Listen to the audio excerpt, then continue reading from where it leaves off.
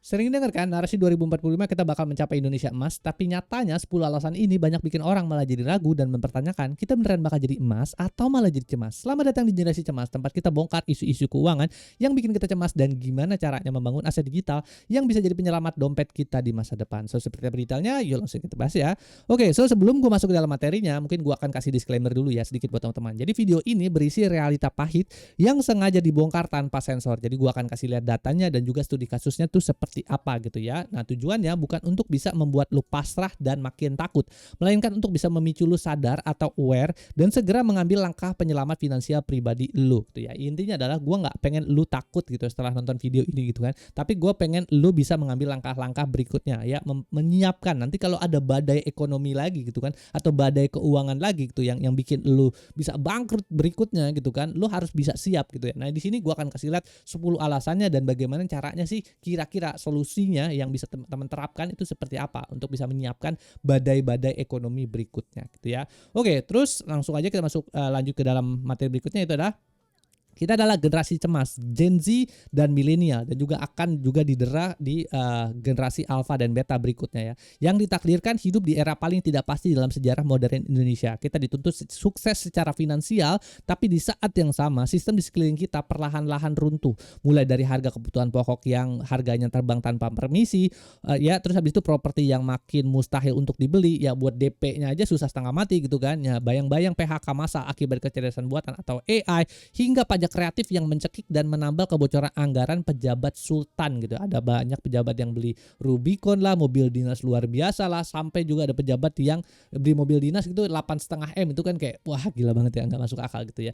Nah ini sebenarnya sempat rame ya hashtag Indonesia Cemas ini di tahun 2025 gitu ya. Ada BEM seluruh Indonesia kemudian gelar demo di 2 September di 2025 itu karena mereka nggak suka sama kebijakan pemerintah gitu ya. Jadi mereka bikin hashtag yang namanya Indonesia Cemas gitu ya. Nanti gue akan list out satu-satu gitu ya yang terjadi di dalam demo itu seperti apa gitu ya. Nah, cuma di video ini kita bakal membedah secara dingin, jujur dan juga bisa matematis kecemasan utama yang saat ini sedang meneror masa depan lo. Tapi tenang aja, di akhir setiap bab kita gak cuma menyajikan masalah, kita bakal kasih summary, table dan juga data real sebagai peta komparasi serta jalan keluar taktis berupa aset digital sebagai kunci penyelamat utama lo. Jadi adalah menurut gue pribadi ya, mungkin gue bisa salah dan gue mungkin bisa bias ya, karena gue berjualan produk digital gitu ya. Tapi menurut gue cara yang paling sederhana dan cara yang paling cepat untuk bisa menghasilkan uang gitu ya, dan untuk bisa prepare terhadap badai ekonomi yang akan datang adalah dengan kita berjualan atau membangun aset digital yang kita punya gitu ya. Nah nanti di setiap subbab yang nanti gue akan jelaskan di materi berikutnya ini itu gue nggak cuma ngasih lihat masalah doang, tapi gue akan kasih lihat ya kalau teman-teman punya masalah begini, kira-kira kalau teman-teman bikin dengan menggunakan aset digital gitu ya, teman-teman membangun aset digital itu seperti ini, kira-kira teman-teman tuh bisa dapat apa sih gitu ya. Apakah masalah tersebut bisa selesai apa enggak ya, nanti gue akan kasih lihat gitu komparasinya. Tapi untuk bisa teman-teman mau menerapkan apa enggak itu bebas, terserah ya. Tapi gue akan kasih lihat ya, gue kasih lihat solusinya tuh seperti apa kalau teman-teman bisa mengembangkan produk digital atau mengembangkan aset digital tuh seperti apa kayak gitu ya. Nanti di sebab berikutnya.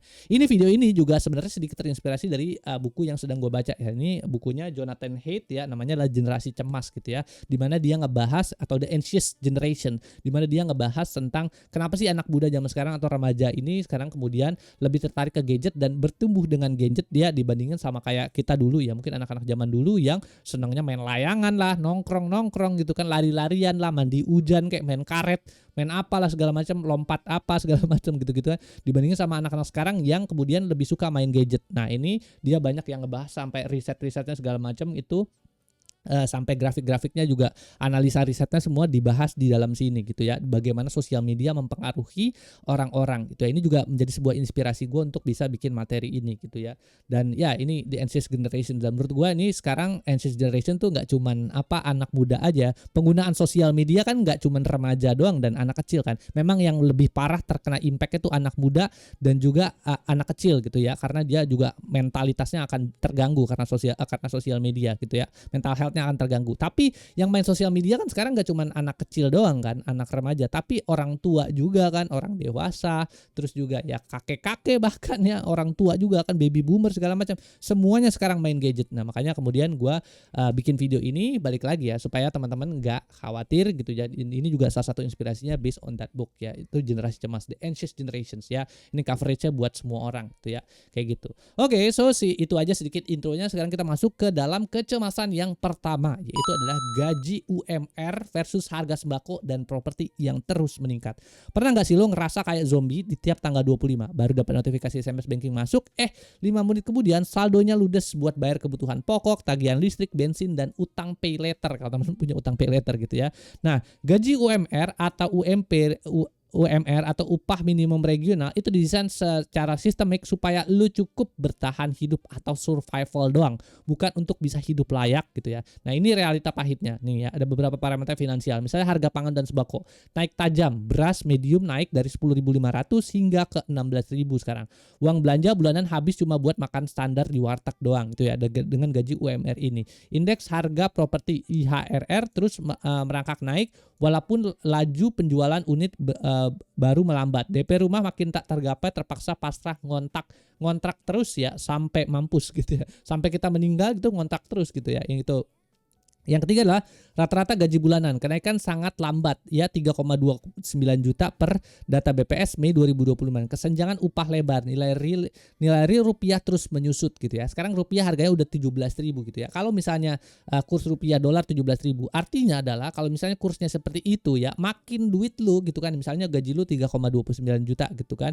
Nah, makin lu tergerus gitu kan, makin gak ada harganya itu duit gitu kan, karena kebutuhan pokoknya tuh makin tinggi gitu ya. Jadi itu ya disebut sebagai inflasi duit, terus juga melemahnya nilai tukar tuh seperti itu gitu ya. Terus habis itu berikutnya simulasi anggaran UMR gitu ya, atau upah minimum regional. Sewa kos buat makan, ongkos plus kuota internet hampir nol atau mungkin minus ya tiap bulan gitu ya.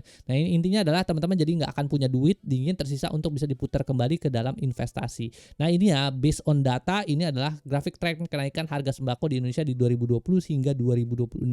Ini harga beras ya, beras medium per kilogram terus naik sampai harga 16.000 saat ini di 2026.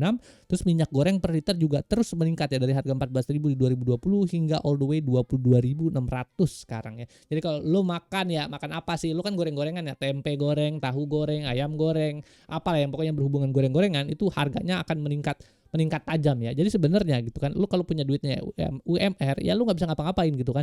Lu cuma cukup buat survival, bahkan survive aja lu nggak cukup gitu kan duit lu gitu ya. Ini berdasarkan data ya, itu fact-nya tuh. Tuh ada ya, beras medium harganya makin meningkat dan beras minyak goreng harganya makin meningkat, dan gaji lu tetap sama, bahkan meningkat sedikit atau bahkan sama gitu ya dari tahun ke tahun. Ya udah ya, nanti lu tergerus makin minus kehidupan lu gitu ya. Nah, itu. Jadi sebenarnya jalan keluarnya, cara paling waras keluar dari jebakan ini bukan dengan menghemat pengeluaran sampai kelaparan gitu ya, melainkan dengan membangun keran pendapatan baru atau melakukan side hustling. Dibandingkan bisnis fisik yang butuh modal sewa ruko atau stok barang, produk digital atau aset digital adalah senjata rahasia paling efisien untuk bisa melipat gandakan penghasilan lo tanpa mengganggu kerjaan utama. Sebenarnya caranya ada berbagai macam ya untuk bisa keluar dari lingkaran ini ya, UMR ini gitu ya. Yang pertama adalah teman-teman ya bisa ini ya, membuat aset digital ya, melakukan side hustling supaya nanti dari aset digital ini kemudian bisa cuan, bisa untung, lalu kemudian teman-teman bisa ya keluarlah dari gaji UMR ini. Mungkin gajinya bisa bertambah terus gitu ya, nggak UMR doang. Itu yang pertama. Yang kedua adalah teman-teman bisa melakukan upskilling ya. Upskilling artinya adalah kalau misalnya teman-teman gajinya UMR, artinya adalah teman-teman itu skillnya teman-teman tuh nggak terlalu bagus gitu ya, karena perusahaan tuh ngegaji teman-teman kan by value, artinya perusahaan tersebut ngelihat value teman-teman tuh sangat rendah. Nah, untuk bisa meningkatkan value dan untuk bisa meningkatkan gaji teman-teman, cara yang paling sederhana adalah teman-teman bisa ya belajar untuk bisa melakukan upskilling yang sekarang lagi dibutuhin, atau skill-skill yang dibutuhin di pasar tuh apa sih? Misalnya skill-skill tentang AI, skill-skill tentang marketing, pemasaran, skill-skill tentang sosial media segala macam, teman-teman semua bisa pelajarin semua di situ gitu ya. Nah, sebenarnya kalau teman-teman mau detail itu ada kreator viral yang gua lagi jual di situ. Terus abis itu teman-teman banyak banget ya itu materi-materi tentang AI juga, tentang marketing segala macam, itu semuanya lengkap gitu ya. Atau misalnya teman-teman juga Yang buat kalau misalnya teman-teman mau belajar tentang AI doang, sebenarnya itu ada ya salah satu teknik lah ya. Ini yang menurut gua survival mode ya. Buat kedepannya berikutnya, lu nggak perlu belajar apapun deh. Satu aja nih ya, satu skill yang lu butuhkan untuk kedepannya ya, yang perlu banget lu pelajari namanya adalah prompt engineering. Cari di Google. Kalau emang lu nggak ada duit gitu kan, misalnya nggak mau investasi untuk misalnya mau beli kursus gua atau segala macam, nggak apa-apa gitu kan. Cari di Google prompt engineering, belajarin itu. Karena dari situ lu akan bisa meningkatkan gaji lu gitu ya. Standar gaji lu dari UMR bisa meningkat jauh gitu kalau lu belajar tentang prompt engineering. Karena semuanya sekarang sudah AI kan. Semuanya sekarang sudah pakai AI untuk generate gambar, generate video, untuk bisa ngelakuin apa semua otomatisasi gitu kan. Tapi cara lu ngobrol sama AI untuk supaya bisa menghasilkan output yang sesuai dan output yang bagus untuk perusahaan itu kan nggak ada, belum banyak orang yang tahu. Makanya lu harus belajar teknik yang namanya adalah prompt engineering. Menurut gua salah satu skill yang paling lo pelajarin itu adalah prompt engineering ini gitu ya. Ya selain dari untuk membangun aset digital tadi gitu ya. Jadi salah satu caranya untuk bisa survive dari gaji UMR adalah itu dua tadi sih menurut gua. Tapi ada cara-cara lain lagi ya, cuman itu terlalu panjang lah. Menurut gua yang paling utama itu sebenarnya dua gitu ya. Membangun aset digital pertama, yang kedua adalah lu pelajarin atau melakukan upskilling. Salah satunya adalah belajar prompt engineering. Itu yang pertama ya. Sekarang kita masuk ke dalam kecemasan kedua. Jadi kalau teman-teman yang UMR itu solusinya coba ya lakuin gitu. Yang kedua adalah kecemasan kedua, yaitu adalah melakukan perangkap job hugging dan linear income trap. Fenomena job hugging memeluk erat pekerjaan meski tidak bahagia gitu ya. Di sini penjelasannya. Pernah dengar istilah job hopping, pindah-pindah kerja demi menaikkan gaji, tapi hari ini ada tren baru yang jauh lebih berbahaya dan mematikan, yaitu adalah job hugging. Job hugging adalah kondisi tragis di mana lo memeluk erat bahkan merantai diri lo sendiri pada 2 atau 3 lebih pekerjaan sekaligus.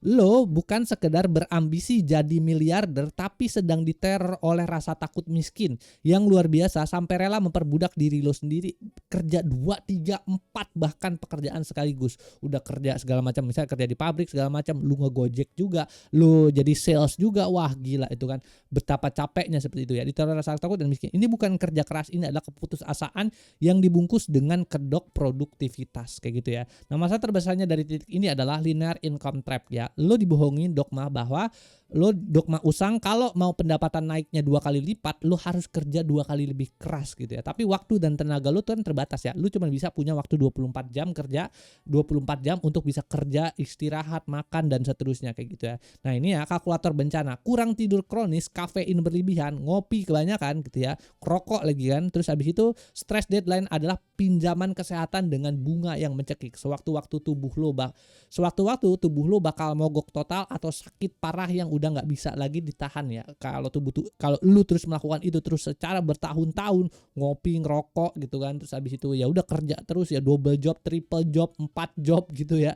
Ya udah lu bakalan nanti lu bakalan sakit parah gitu kan. Jadi kalau bisa jangan lakukan itu ya. Terus ini ada beberapa summary tabel kecemasan ya. Jadi pertama adalah modal kerja. Ya kalau misalnya si kerja cerdas gitu ya, atau leverage aset ya, adalah membangun peluang atau bangun aset otomatis ya. Kalau si job hugger ya menukar jam kerjanya real secara fisik 3 job, 4 job secara barengan sekaligus ya, dilakuin aja, dijabanin aja ya. Terus yang kedua adalah waktu istirahatnya. Cukup terjadwal dan juga bisa berkualitas ya. Si orang yang kerja cerdas ini dia lebih fokus ya, instead of bikin 3 job 4 job sekaligus, dia fokus gitu ya, belajar tentang ya, salah satunya ya belajar tentang bagaimana cara bisa membangun aset digital atau produk digital supaya nanti asetnya itu kemudian bisa bergerak dan bisa bisa menghasilkan. Jadi lu nggak perlu lagi gitu kan capek-capek kerja 3 pekerjaan, lu bisa dengan menggunakan aset ini lu bisa kemudian bisa menghasilkan angka yang sama gitu ya. Nah, ini tidur cuma numpang lewat doang, begadang nonstop. Nah, habis itu kesehatan mental, pikiran jernih, tingkat stres terkendali kalau teman-teman mulai belajar tentang pengembangan aset digital. Yang terus habis itu berikutnya di sini si job hugger adalah cemas, kronis, insomnia, parah, pasrah dan burnout hebat gitu ya. Jadi lu bener-bener burnout, lu mau diajak ngobrol aja nggak bisa segala macam kayak gitu ya. Itu kesehatan mental orang-orang yang punya banyak banget pekerjaan gitu ya. Tujuan akhirnya adalah untuk bisa membangun kebebasan finansial dan waktu. Nah, ini kalau misalnya si job hugger ada sekedar bertahan hidup atau melakukan survival mode dan dari tagihan-tagihan yang ada gitu ya. Tapi sebenarnya ini masih cukup beruntung ya orang yang bisa punya 3 atau 4 job sekaligus ya. Banyak di luar sana, banyak orang yang bahkan nggak punya pekerjaan sekaligus ya. Nah, sebenarnya adalah teman-teman kalau bisa ya jangan cuma ngambil 3 atau 4 pekerjaan sekaligus, tapi mulailah membangun aset ilangin aja satu tapi mulai membangun aset digital. Tujuannya apa? Ya balik lagi supaya teman-teman gitu ya bisa punya aset yang kemudian bisa menghasilkan gitu ya. Kalau misalnya teman-teman baca berbagai macam buku-buku investasi, salah satu caranya untuk bisa orang survive ya di zaman yang tidak pasti seperti ini adalah dengan membangun aset, bukan dengan cara menabung, bukan dengan cara kerjanya lebih keras lagi bla bla, enggak gitu ya, tapi membangun aset. Terserah lah asetnya, mau fisik lah, mau aset bisnis kayak lo mau aset digital kayak apaan terserah lah. Tapi ya yang paling utama sebenarnya adalah untuk bisa membangun aset gitu ya. Tapi menurut gua balik lagi yang paling sederhana untuk bisa lo bangun di saat ini adalah dengan cara lo ngebangun yang namanya adalah aset digital. Nah, oke, gua kasih tips lagi ya buat teman-teman, gratis nih buat teman-teman ya yang sedang melakukan job hugging ya. Nah, kalau misalnya teman-teman sedang melakukan job hugging itu ya, terus juga pengen membangun aset digital, ini gue udah bikin satu video ya. Nah, intinya adalah cara mudah mengelola gaji dan juga jam kerja dengan personal income atau tracker, yang personal income tracker atau yang juga disebut sebagai PIT ya. Personal income tracker, di mana teman-teman bisa ngatur jam kerja teman-teman, bisa ngatur juga gajinya teman-teman untuk bisa meluangkan sedikit waktunya gitu untuk bisa nanti berikutnya ya mengembangkan aset digital ini ya. Ini ada ya, salah satu aset digital gue yang namanya 3D Digital Product Blueprint gitu ya. Teman-teman bisa lihat. Kemudian di mana ya nanti teman-teman bisa pelajarin gitu ya untuk bisa gimana caranya membangun aset digital dalam waktu 30 hari gitu ya. At least teman-teman harus punya waktu dulu gitu ya kalau misalnya mau mengembangkan aset digital kayak gitu ya. Nah, di sini ada peringatan kesehatan teman-teman ya. Jadi ingat, tubuh lo tidak pernah memberikan diskon atau toleransi keterlambatan pembayaran. Begitu batas toleransinya habis, tubuh lo akan langsung melakukan pemogokan total, dan saat itu terjadi seluruh lemburan lo selama berbulan-bulan bakal ludes seketika. Kalau lu sakit aja gitu kan, lu kerja di 3-4 pekerjaan sekaligus, lu sakit nih cepret, lu harus bayar rumah sakit, lu pakai BPJS bang, nggak ada matamu cuk. Ya nggak kayak gitu caranya. Lu kan ke rumah sakitnya juga lu butuh bayar kan, ya ntar yang jagain lu siapa, butuh bayar juga kan. Nah segala macam lah, terus ntar kebutuhan lu yang lain-lainnya harusnya gimana gitu kan. Jadi kayak gitu ya. Jadi pastikan adalah kalau misalnya teman-teman jangan ngoyo, kalau bahasa Jawanya dia nggak usah ngoyo segala macam, tapi ya dari situ tetap juga bekerja keras, berusaha. Caranya adalah dengan kayak gitu, membangun aset ya. Salah satunya adalah ya teman-teman bisa bangun aset digital gitu ya. Nah habis itu ya kecemasan kedua, dan ini adalah salah satu solusinya yang bisa teman-teman terapkan. Lalu kemudian berikutnya kecemasan ketiga itu adalah bom waktu generasi ngontrak gitu ya. Nah udah kerja keras bagai kuda, lembur sampai tipes, tapi tabungan buat DP rumah aja malah makin hari makin gak kelihatan ujungnya. Lu gak sendirian, ini adalah lingkaran setan yang menjebak lu dalam status yang disebut sebagai generasi ngontrak gitu ya. Tinggal di kontrakan itu ibarat hidup dengan bom waktu yang siap meledak kapan saja. Yang pertama adalah teror pengusiran halus, hak progratif penuh di tangan pemilik rumah. Masa sewa lu habis, lu bisa diusir kapan aja. Atau misalnya si pemilik rumahnya atau pemilik kontrakannya udah nggak ada duit nih, pengen dijual rumahnya, ya udah mau ngomong apa kan, lu harus pindah kan kayak gitu. Itu yang pertama. Yang kedua, siksaan fisik, pindah-pindah, energi lu habis buat ngepek-ngepek barang, sewa truk, nyari kontrakan baru hingga beres lagi dari nol. Ingat ya, berapa lagi biaya yang lu harus butuhkan keluarkan untuk setiap kali lu pindah. Itu yang kedua. Yang ketiga adalah pendarahan finansial atau sunk cost. Uang sewa bulanan adalah pengeluaran hangus 100%. Secara tidak sadar lu sedang mencicilkan rumah orang lain memakai darah dan keringat lu sendiri kayak gitu ya. Ini sebenarnya udah gue tulis ya di artikel analisis lengkapnya, itu ada generasi kontrak. Hari ini mahal, besoknya mustahil gitu ya. Nah ini ada beberapa summary tabel kecemasannya. Kalau misalnya harga rumah standar itu di 2026 sekarang 800 juta. Mungkin 5 tahun lagi itu udah meningkat ya. On average dengan rumah dengan size yang ukuran yang sama itu udah 1,4 miliar, naik 15% per tahun, dan ini sangat liar. Yang kedua adalah gaji bulanan teman-teman. Misalnya teman-teman gaji bulannya 10 juta atau bahkan di bawahnya gitu kan ya. Nah, ini kita ngebahas yang 10 juta dulu ya gitu ya. Estimasi 5 tahun 2031 teman-teman naik ya pendapatannya jadi 13 juta. Naik rata-rata 5% per tahun gitu ya. Nah, ini nggak ngejar nih, dari sini aja ke sini nggak ngejar gitu kan. Nah, sisa tabungan bersihnya misalnya 3 juta per bulan, dari sini estimasinya per tahun 4 juta per bulan. Tergerus kenaikan harga barang dan juga gaya hidup, inflasi, makin harga barang makin naik segala macam, harga dolar rupiah makin berkurang kan, makin kencang lagi inflasi kan. Terus habis itu juga harga rumahnya juga makin naik, makin lu nggak ngejar lagi untuk bisa beli rumah. Yang keempat adalah waktu kumpul DP 20%, butuh 5 tahun di awal dan ini kemudian bisa mustahil ya. Ini 5% sama ini nggak ngejar ya. Target DP terus berlari mengejar kenaikan harga, sedangkan lu gitu kan kenaikan gaji lu aja ya segitu-segitu aja gitu kan. Lu nggak bisa ngejar itu semua gitu ya. Nah, caranya adalah sebenarnya solusinya sebenarnya yang bisa teman-teman lakukan nih adalah kalau teman-teman udah ngebahas untuk atau udah mau ngejar gitu kan mau beli rumah, artinya teman-teman udah ngelewatin dua masalah yang tadi gitu ya. Jadi misalnya teman-teman udah lewat dari gaji UMR, terus teman-teman juga udah ngelewatin dari job hugging misalnya tuh ngerjain dua itu gitu kan. Enggak, teman-teman udah nggak terlalu exhausted, tapi intinya untuk bisa ngejar aset-aset berikutnya. Nah, salah satu yang bisa teman-teman lakukan adalah teman-teman bisa melakukan planning keuangan yang secara lebih komprehensif. Nah, di sini udah gua jelasin ya di video ini gitu kan. Jadi seni mengelola anggaran gitu ya, panduan mengelola keuangan pribadi dengan bijak gitu ya, untuk bisa entah itu buat menikah kalau teman-teman menikah, mau beli rumah atau teman-teman mau beli mobil,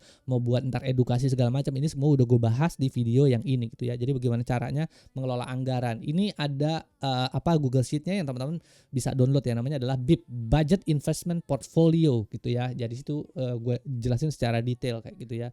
Nah, itu. Terus habis itu tapi juga teman-teman gitu ya. Balik lagi kalau cuman mengelola anggaran aja yang anggarannya segitu-segitu juga ya sama aja bohong gitu kan. Ini kan intinya adalah ini cara untuk ngeplanningnya, tapi untuk cara ngejarnya DP lo, cara untuk bisa lu bayar beli rumahnya gitu kan. Gimana caranya? Caranya adalah lu bisa mengembangkan gitu ya pendapatan lo, penghasilan lu tuh bisa lebih melebar lagi. Caranya adalah dengan ya belajar ya, misalnya mengembangkan aset-aset digital atau produk-produk digital ya. Itu adalah ini ya, ada salah satu kursus gue juga namanya 30 Days Digital Product Blueprint, di mana gue ngajarin lo tentang bagaimana caranya supaya bisa cuan dari produk digital selama dalam jangka waktu dalam 30 hari kayak gitu ya itu. Nah, di sini ada pertanyaan ya buat teman-teman ya. Jadi jika lo mengandalkan perhatian properti, jadi jika lo cuma mengandalkan satu step gaji dan menabung DP, lo sedang bermain game yang didesain buat bikin lo kalah sejak awal. Tanah tidak akan pernah melambat menunggu lu siap untuk bisa kumpulin DP, dan bahkan sampai lu beli harga rumahnya itu mereka nggak akan nungguin. Itu akan terus harganya naik dan lu ya akan tetap ketinggalan. Jadi lu harus berpikir atau cari angle yang berbeda untuk bisa mencapai goal tersebut ya, atau financial goal tersebut. Misalnya mau beli rumah, caranya gimana gitu ya, lu ngebangun ya, bikin aset digital yang kayak gini gitu ya. Nah, ini caranya untuk bisa ngatur atau mengelola keuangan lu gitu ya. Habis itu berikutnya di sini gitu ya. Sekarang kita masuk kecemasan keempat nih, yang paling mengerikan, yang paling kasihan gitu sebenarnya. Namanya adalah sandwich generations, mati muda demi menghidupi masa lalu. Apa sih yang dimaksud dengan sandwich generation ini ya? Jadi menjadi sandwich generation itu bukan sekedar istilah keren sosmed. Ini adalah kenyataan pahit bahwa hidup lu sedang diperas tanpa ampun dari dua arah. Yang pertama dari ke atas, yaitu orang tua renta, penyakit degeneratif, dan tagihan medis yang gila-gilaan. Meskipun udah BPJS tapi tetap aja kan harus dijagain, harus bolak-balik rumah sakit segala macam, harus orang-orang harus bayar yang jaga lah segala macam kayak begitu kan, harus ngasih makan mereka juga gitu kan, beliin obat mereka juga, terus harus beliin vitamin macam-macam lah. Pokoknya tekanan ya dari atas ya, dari orang tua masa lalu. Habis itu di tengah ya, di bawah itu ada susu premium anak ya. Teman-teman juga harus bayarin gitu ya. Anak-anak tuh ntar gimana gitu kan, biaya sekolahnya, terus juga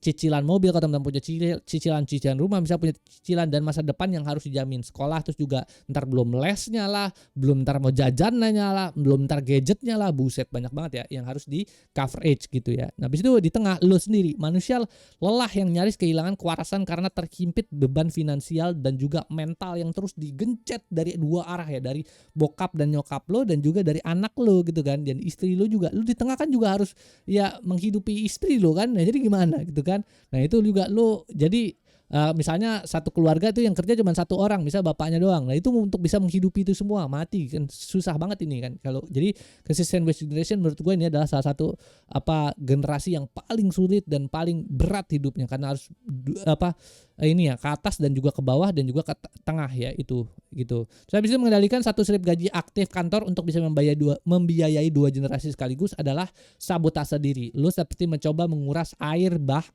tsunami memakai sendok teh.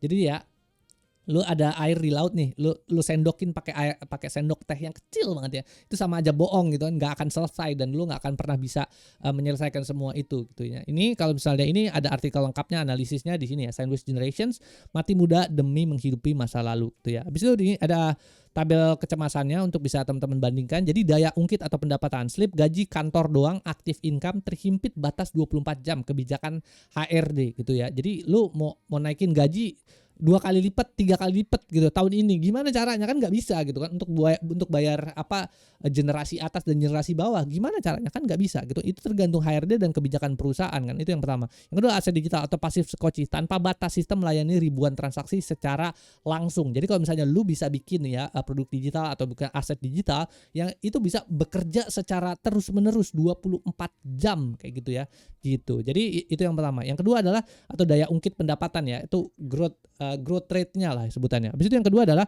saat sakit atau darurat, pemasukan berhenti, kerja fisik macet. Jadi kalau lu capek, sakit segala macam, lu kan nggak bisa kerja nih, ya kan? Ya udah lu nggak ada pendapatan, ya orang tua lu misalnya ya generasi atas lu terbengkalai, generasi bawah lu juga ya kan terbengkalai. Anak-anak lu nih jadi nggak bisa makan lah, nggak bisa apalah, sekolahnya jadi nggak bisa sekolah lah, nggak ada duit buat ongkos sekolah segala macam dan seterusnya. Sedangkan kalau lu membangun aset digital atau pasif skoci, bisnis jalannya terus 24 jam mengirim produk secara otomatis karena semuanya digital. Lu nggak perlu ada di situ gitu ya, bisa langsung dikerjain. Yang ketiga adalah risiko hidup 3 generasi. Nah, sangat tinggi. Lu bisa di PHK, seluruh keluarga lu bangkrut semua kalau misalnya lu gitu ya nggak bisa providing mereka gitu ya. Kapan aja lu bisa di PHK. Ya, bisa berikutnya sangat aman, aset pribadi milik sendiri dan tidak bisa di PHK. Ya bukan aset digital punya lu, siapa yang mau PHK lu gitu kan. Habis itu investasi waktu, harus hadir secara fisik di bawah perintah bos. Nah ya, kalau aset digital aset digital lah, capek di awal bikin sistem selanjutnya autopilot. Nah, ini kadang-kadang orang, gue juga kan suka bingung gitu ya. Lu pengen diajarin sesuatu hal yang bisa nanti berikutnya lu udah enak gitu ya, tapi lu nggak mau gitu kan, nggak mau berkorban. Lebih baik gua main game, nonton Netflix, nongkrong sama teman gua gitu kan. Gue lebih baik ngobrol, ngegosip, nggak jelas ngapain sih lu buang-buang waktu gitu kan. Lu lebih seneng begitu ya. Buat gua sih ya, kalau misalnya lo emang tipikal orang yang begitu, gua mungkin tidak bisa membantu lu ya. Tapi kalau buat orang-orang yang pengen berubah segala macam, pengen lagi sandwich generation tapi pengen tetap bisa providing buat anaknya mereka, generasi bawah, terus providing buat orang tuanya mereka, teman-teman gitu ya. Caranya adalah ya ini, ya bangun aset digital untuk bisa providing tetap mereka. Jadilah anak yang tetap berbakti, jadilah orang tua juga, misalnya teman-teman punya anak, jadilah orang-orang tua yang keren, yang bisa providing anak, yang bisa tetap selalu ada di anak-anak teman-teman semua gitu ya. Caranya gimana? Bangun aset digital, jangan males monyet. Belajar gitu kan. Ya lu gimana kayak caranya? Ya lu belajar lah ya kan. Pelajarin, nggak ngerti ya belajar gitu kan. Apa nih, cari di internet segala macam dan seterusnya kayak gitu-gitu. Itu teman-teman bisa lakukan itu. Nih gue kasih tips lagi buat teman-teman ya. Teman-teman misalnya ya kejepit banget ya. Ini sandwich generation itu kan adalah generasi yang paling kejepit, susah banget hidupnya gitu kan. Cara satu-satunya untuk teman-teman ya bisa ya ngebenerin kehidupan teman-teman itu adalah dengan cara teman-teman memperbaiki pengeluaran ya. Yang paling besar kan sebenarnya permasalahan dari sandwich generation adalah pengeluaran gitu ya. Nah, ini teman-teman bisa pakai salah satu sheet lagi gitu ya untuk bisa melakukan financial planning, namanya adalah PST atau Personal Spending Tracker gitu ya. Nih, jadi ini bukunya namanya, basisnya adalah ini The Psychology of Money ya. Jadi ini bukunya dari Morgan Housel gitu ya. Nah, ini tentang bagaimana sih caranya kita bisa memanage keuangan kita yang harus banget ya generasi sandwich untuk baca. Ya, kalau lo bilang, "Bang, gue males baca buku," terserah lo, bodo amat, bukan urusan gue, itu hidup lo kan ya kan. Ini gue kasih tahu lo solusinya buat yang mau aja lo bisa baca buku ini. Itu gue kasih juga PST-nya. At least gue bisa ngebantuin lo untuk bisa memanage pengeluaran lo supaya lo nggak bangkrut sebagai generasi sandwich gitu ya. Itu caranya kayak gitu. Yang balik lagi ya, pertama adalah step 1 adalah kalau lu sandwich generation, pertama adalah lu harus bisa ngatur keuangan pribadi lu dulu. Atur dulu, beresin dulu gitu ya. Jangan ngeluarin hal-hal yang gak penting. Itu situ semua udah ada. Ini tuh base-nya adalah bukunya yang ini gitu ya. Yang kedua adalah ya balik lagi, lu harus bisa bangun aset, apapun asetnya terserah ya. Tapi yang paling gampang balik lagi menurut gua adalah cara yang paling gampang adalah lu bisa membangun aset digital, karena itu yang paling sederhana gitu ya di zaman sekarang gitu ya.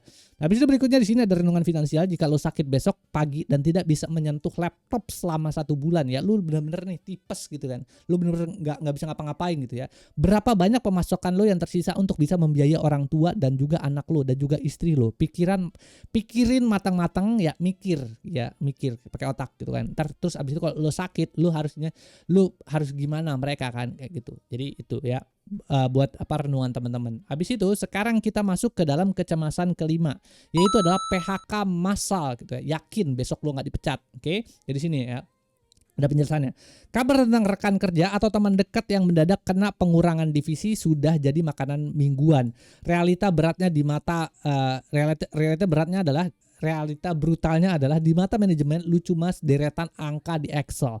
Mengapa posisi di kantor lu tidak pernah 100% aman? Yang pertama adalah badai makroekonomi ya, perang global, resesi, segala macam, COVID lah, penyakit segala macam kayak begitu-begitu ya. Kita nggak pernah tahu dan kita nggak pernah siap ya. Industri segala macam, bisnis segala macam, dan itu nggak pernah siap. Yang kedua lah tsunami AI dan otomatisasi gitu. Kita juga nggak pernah siap soal masalah ini. Teknologi akselerasinya luar biasa kencang gitu kan, dan lu gitu kan sekarang ya, lu masih bisa nyantai-nyantai segala macam, tinggal tunggu aja lu kan sampai waktunya kapan lu kan AI benar-benar akan bisa mereplace lu. Itu yang kedua. Yang ketiga adalah overload pasar tenaga kerja. Di Indonesia orang ada ratusan juta jiwa, tapi lapangan pekerjaannya sangat amat sedikit ya. Ada kasus di mana satu perusahaan buka lowongan itu yang daftar 10.000 orang. Kan gila banget ya. Berarti seberapa parahnya gitu kan kondisi lapangan kerja di Indonesia kayak gitu ya. Apalagi mereka yang daftar ini tuh nggak punya pengalaman segala macam itu kan, nggak punya pengalaman, nggak punya skill, itu akan sangat susah untuk bisa masuk ke dalam perusahaan kayak gitu ya. Ini contoh kasusnya, ini PHK massal gitu. Ini di PT Sritex Group Pilot 10.000 karyawan kena PHK. Ya lu udah kerja capek-capek, lu udah kerja bertahun-tahun gitu kan, terus udah loyal segala macam, terus tiba-tiba pemecatan perusahaan, itu memang sangat susah gitu ya. Jadi buat teman-teman nih juga, yang buat teman-teman yang masih kayak sok-sokan gitu, lalu segala macam bla bla bla, gua ntar pindah segala macam kantor, lu masih kerja aja tuh udah masih kayak ya udah masih alhamdulillah banget lah intinya kayak gitu kan. Nah di luar sana ada banyak banget nih ya yang masih pada ngeluh gitu kan ya.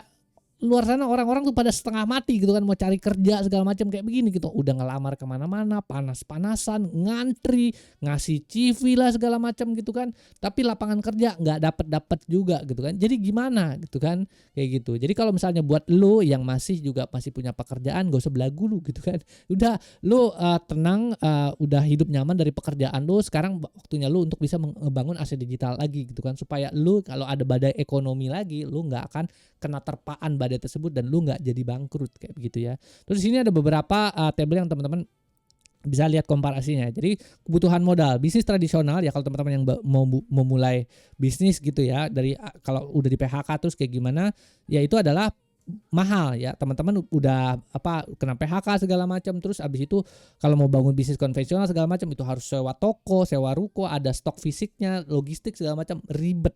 Tapi kalau teman-teman membangun produk digital misalnya atau aset digital yang modern ya, sekarang kita utilizing AI, itu super minim, hanya dengan menggunakan laptop dan HP aja, HP buat rekaman kayak gitu bla bla bla, terus juga laptop ya misalnya buat ngedit video segala macam kayak gitu, dan koneksi internet aja, lu ke cafe aja deh gitu kan. Untuk koneksi internet kan juga kan murah kan, nggak perlu bayar kuota segala macam, itu bisa dilakukan. Itu yang pertama ya, kebutuhan modalnya akan sangat berkurang. Yang kedua adalah pengulangan kerjaan, harus menyiapkan barang tiap kali order segala macam dan seterusnya. Sedangkan kalau misalnya dengan menggunakan, kalau teman-teman membangun aset digital itu bisa bikin sekali lalu kemudian bisa dijual berkali-kali gitu ya. Dan misalnya teman-teman ada orderan jam 2 pagi, kalau misalnya produk fisik kan ya lu harus packing malam-malam, jam 2 pagi kan lu harus packing gitu kan. Tapi kalau misalnya paling cepat lu besok paginya kan baru inian. Kalau produk digital malam-malam ada yang pesen, ya udah saat itu juga kan produknya deliver, jadi akan lebih cepat dan orang-orang bisa cuannya juga lebih banyak kayak gitu. Itu yang kedua. Yang ketiga adalah resiko operasional, barang bisa basi, bisa rusak, bisa menumpuk di gudang dan seterusnya. Nah ini disimpan aman, kalau misalnya produk digital disimpan aman di cloud anti basi dan bisa terkirim secara instan. Terus ini ada otomasi penjualan, butuh karyawan fisik untuk bisa melayani pembeli. Itu habis itu berikutnya sini ada berjalan penuh pakai payment gateway dan email otomatis gitu ya. Jadi teman-teman nggak perlu ribet segala macam, semuanya sistem sudah terotomatisasi, ya udah tinggal nanti ikutin aja kayak gitu ya. Nah oke. Jadi buat teman-teman yang PHK nih gitu kan, jadi sebenarnya Salah satu caranya tetap sama ya, pada saat teman-teman di PHK ya, intinya adalah yang bisa dilakukan, yang pertama adalah keuangan, melakukan restrukturisasi gitu kan keuangan pribadi teman-teman gitu ya. Nah, ini adalah gue udah bikin juga videonya, namanya adalah seni mengelola anggaran, panduan mengelola keuangan gitu ya buat teman-teman. Jadi di planning gitu kan, kalau misalnya teman-teman, oh ya udah nih duitnya sekarang kita ada duitnya segini, lalu kemudian caranya untuk kita bisa survive ke depannya tuh seperti apa? Ini ya, ada budget investment portfolio gitu ya. Tapi nggak usah fokus ke investment dan portfolionya dulu gitu ya di sini, di video ini. Fokusnya ke budget dulu aja gitu ya.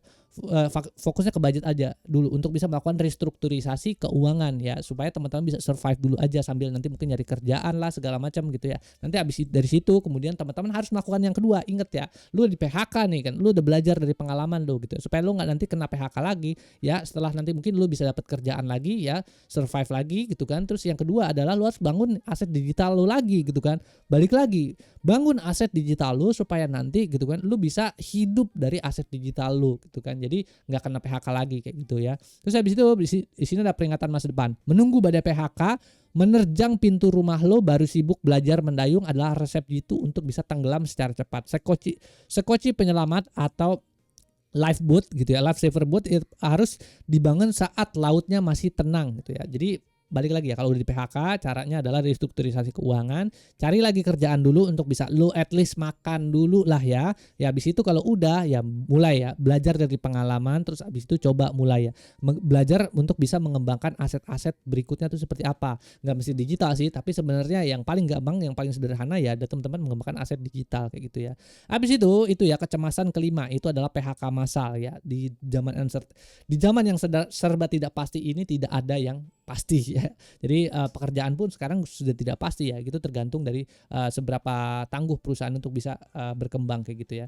Habis itu berikutnya di sini adalah kecemasan keenam, yaitu adalah jeratan pinjol nih, juga yang sangat-sangat berat banget ya ke depannya gitu ya. Gue juga bingung ya kenapa Indonesia masih banget menghalalkan gitu, melegalkan ini ya, itu tuh jeratan pinjol. Gali lubang tutup lubang. Ini adalah cara yang paling cepat untuk bisa lu bangkrut sebenarnya pinjol ini ya. Jadi sini penjelasannya. Cair dalam 5 menit, cukup modal KTP, dibalik kemudahan klik setuju, ada jerat tak kasat mata yang bisa menghisap harga diri lu dan kedamaian lu sampai kering. Pinjol bukanlah solusi finansial, itu adalah pintu gerbang menuju neraka mental gitu ya. Ketika lu mulai kesulitan bayar, DC atau debt collector akan mengaktifkan izin kontak HP lu. Kontak HP lu untuk bisa dihubungin nih, orang-orangnya siapa aja nih yang kenal sama lu untuk bisa ya udah gitu kan.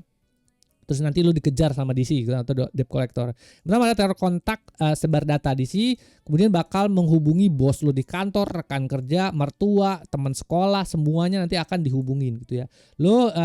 Mereka bakal melabeli lu sebagai penipu atau buronan, reputasi lu akan hancur secara instan kayak gitu. Itu yang pertama. Yang kedua adalah spam call dan makian, ratusan panggilan sehari berisi cacian kasar yang bikin jantung terasa copot tiap kali berdering kayak gitu ya. Itu pinjol ya. Itu yang kedua. Yang ketiga adalah siklus gali lubang tutup lubang. Panik di teror debt collector, lo install aplikasi B untuk nutup lubang A, lalu install C, D, E hingga punya 15 aplikasi aktif dengan utang puluhan juta yang totali lo sama sekali nggak bisa bayar lagi gitu kan itu. Jadi terus maksud dengan pinjol ya. Nah ini kemudian abis itu berikutnya ya analisis lengkapnya itu sebenarnya ada di sini ya. Bahkan datanya segala macam gue providing di sini gitu ya. Abis itu di sini ada matriks perbandingannya, status utang dan bunga, gali lubang pinjol ya, bunga harian, denda dan seterusnya. Kalau teman-teman bangun aset digital, uangnya masuk halal dari hasil penjualan karya sendiri. Yang kedua ada dampak psikologis, depresi, cemas, ekstrim paranoid dan seterusnya. Ya ini kalau misalnya teman-teman bangun aset digital, teman-teman jadi lebih tenang, bangga, keren karena mandiri secara ekonomi dan seterusnya. Yang ketiga ada sanksi sosial, sebar data ke seluruh kontak, malu ke keluarga ya. Kalau misalnya membangun aset digital memiliki reputasi positif sebagai kreator yang bernilai. Habis itu berikutnya di sini ada ketergantungannya, bergantung pada belas kasihan aplikasi dan juga debt collector ya, seberapa mereka kasihan sama lu apa enggak gitu. Habis itu berikutnya di sini 100% berdaulat memegang kendali bisnis pribadi gitu ya.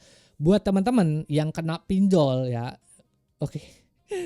saran gua yang pertama adalah solusinya adalah lu tonton videonya Adi Hidayat ngaji, bro. Ya udah berserah ya. Lu mau ngomong apa kalau lu udah kena apa jeratan pinjol gitu segala macam. Lu coba ya berdoa segala macam bla bla bla. Itu yang paling pertama ya kalau lu muslim, nonton deh nih Adi Hidayat. Kalau lu misalnya enggak, ya lu carilah gitu kan. Lu harus berdoa segala macam, minta sama Tuhan gitu gimana caranya gitu kan supaya bisa lunas dari hutang yang lu punya saat ini gitu kan. Berdoa yang pertama ya. Caranya itu cuman itu doang gitu ya. Karena cuma karena cuma melakukan teknik-teknik berikutnya doang tanpa berdoa mati lu gitu kan, karena lu udah dikejar-kejar orang nih masalahnya gitu kan, bukan masalah internal lagi, lu dikejar-kejar orang nih gitu kan. Jadi itu yang pertama, berdoa biar lu lebih tenang juga benerin masalah keuangan lu. Itu yang pertama. Yang kedua adalah cara solusinya adalah lu bisa ya, kalau lu udah tahu gitu kan lu punya problem keuangan, cara yang paling sederhana adalah lu memperbaiki atau melakukan restrukturisasi lagi keuangan gitu ya. Nah ini gue udah bikinin lagi base bukunya, balik lagi adalah Psychology of Money. Jadi saat lu terlilit hutang, kalau bisa jangan ngeluarin duit yang tidak berguna. Catat semua pengeluaran, cari cara supaya utangnya itu bener-bener hilang ya. Gimana caranya? Entah itu misalnya lu punya aset segala macam, jual semuanya. Pokoknya yang penting lu tenang dulu, lu udah bisa kerja lagi dengan tenang. Abis itu baru nanti lu perbaikin ya sistem finansial lu. Jadi jangan dipaksain lu masih punya aset, misalnya punya rumah, jual. Lu masih punya apa motor atau mobil, jual. Lu apa keluarga lu segala macam, bokap lu apa nyokap lu masih punya tanah segala macam, jual dulu semuanya ya. Minta tolong jual. Saudara lu punya apa ya, ada yang baik, jualin semuanya gitu ya untuk bisa nutupin dulu gitu kan. Borok finansial lu, ini sebutannya adalah pinjol ini. Kenapa kayak begitu? Karena kalau ini nggak ditutup pinjolnya, itu akan berbunga lagi. Namanya ada compound interest. Bunganya tadinya 1% ya. Lu pinjamnya 1 juta ya kan. Hari ini 1 juta. Besok jadi 1.100.000, besoknya lagi hitungan dari 1.100.000 lagi, bunganya nambah terus, bergulung terus, compounding tuh bunganya gitu kan. Jadi lu nggak bisa tenang. Cara yang paling untuk bisa lu hidup lu nyaman adalah lu punya apaan nih, jual aja dulu semuanya jual. Habis itu lu restrukturisasi keuangan ya pakai PST ini bisa gitu kan, atur catat semua bla bla bla, habis beresin, habis itu barulah nanti kita berikutnya kalau lu udah tenang semua, udah nggak punya utang, lu udah bisa kerja lagi dengan tenang gitu kan, barulah mulai bangun lagi aset digital. Lu udah belajar dari kesalahan lu, pinjol, dikejar-kejar orang, dikejar-kejar debt collector segala macam, jangan lakukan atau jangan jatuh ke tempat yang sama ya. Teman-teman bisa olah lagi gitu kan ya, pengeluaran teman-teman atau pendapatan teman-teman nggak cuma dari single gaji doang, tapi dengan juga ya membangun aset. Salah satunya adalah aset digitalnya, digital product blueprint. Habis itu berikutnya di sini ada penjelasannya ya. Jadi gali lubang tutup lubang adalah ilusi solusi yang mempercepat kebangkrutan mutlak. Putuskan rantainya secara paksa hari ini sebelum semua aset fisik lo terpaksa dijual murah untuk bisa menutupi bunga pinjolnya gitu ya. Jadi kalau misalnya teman-teman baru tengah doang, belum terlalu banyak, ya udah tutupin, ambil semua, jual gitu kan. Tapi kalau misalnya udah parah mau nggak mau, ya udah semuanya jualin, abisin semuanya gitu kan. Ya nanti bayar gitu sampai teman-teman bisa kembali lagi ke nggak punya hutang segala macam gitu. Terus habis itu bisa jalan lagi. Kalau buat gue pribadi, gue bukan tipikal orang yang hidupnya pengen punya utang, karena gue nggak bisa hidup gue dikejar-kejar orang, kepala gue tuh udah pengen pecah gitu kan, gue nggak bisa gitu kan. Nah jadi kalau gue berusaha meskipun sedikit, mau dikatain orang kayak, mau dikatain apa kayak, bodo amat segala macam kayak begitu kan ya, sambil jalan terus pelan-pelan gitu kan ya, dikit-dikit ya, beli aset-aset produktif segala macam, entah beli laptop segala macam bla bla bla gitu. Nanti pada akhirnya semuanya bisa kebeli secara cash tanpa harus gitu ya kita berlilitan hutang demi gaya segala macam bla bla bla. Apalagi pinjol kayak gini itu akan sangat mengerikan gitu ya. Jadi kalau prinsip hidup gua kayak begitu ya. Jadi jangan kalau bisa teman-teman udahlah ya, kalau misalnya utang-utang kayak gitu kalau bisa janganlah berhutang. Kalau bisa kumpulin duit gitu, bangun aset digital gitu ya, terus habis itu beli segalanya dengan menggunakan duit cash kayak gitu. Habis itu berikutnya sekarang kita masuk ke dalam kecemasan lagi nih, kecemasan ke-7, yaitu adalah jebakan judol ya, mimpi kaya jalur tolol gitu ya. Deposit gocap, JP-nya atau itu jackpotnya dapat ratusan juta ya. Realita kejamnya adalah bandar pasti kaya, lu pasti bangkrut. Itu udah pasti gitu ya. Nanti gua akan jelasin ya materinya kenapa kayak begitu. Lu tidak sedang bertaruh nasib, lu sedang melawan algoritma settingan yang kodenya bisa diubah dalam satu klik oleh admin bandar di balik layar ya. Ini bongkar taktik kotor judol slot gitu ya. Jadi fase pancingan di awal lu dikasih menang terus biar otak lu dibanjiri dopamin dan merekam memori indah, dapat duit instan. Yang pertama, yang kedua adalah fase penguncian dan sedot.